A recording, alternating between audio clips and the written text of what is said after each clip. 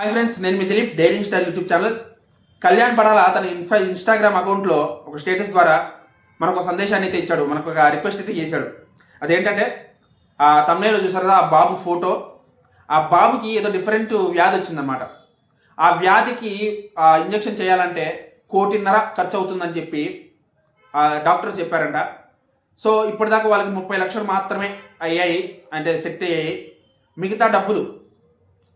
మిగతా డబ్బులు మన ఫ్యాన్స్ అందరం కలిసి కూడగలుపుకొని ఆ క్యూఆర్ కోడ్ ద్వారా వాళ్ళకి పంపిస్తే ఆ పిల్లాడి ప్రాణం నిలబడుతుందని చెప్పి వాళ్ళకు ఆశతో మన కళ్యాణ్ పడాల దగ్గరికి వచ్చారంట. సో పక్కన పెడుతున్నాను చూడండి, ఆ కళ్యాణ్ పడాలో ఉన్నటువంటి క్యూఆర్ కోడ్. నేను మీ అందరికి ఒకటే రిక్వెస్ట్ చేస్తున్నాను, పిల్లలు దేవుళ్ళతో సమానం అంటారు.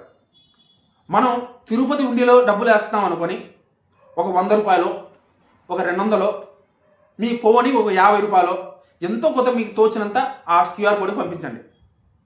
ఒక పిల్లాడి ప్రాణం కాపాడితే అంతకంటే మహాపుణ్యం ఇంకోటి లేదు.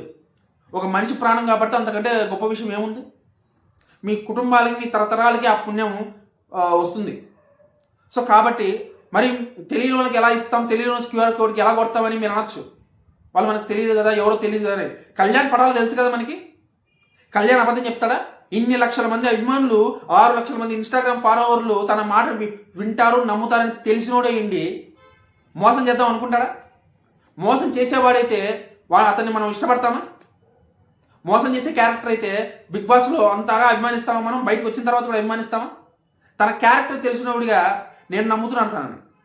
మీకు కూడా నమ్మకం ఉంటే ఆ డబ్బులు కొట్టండి.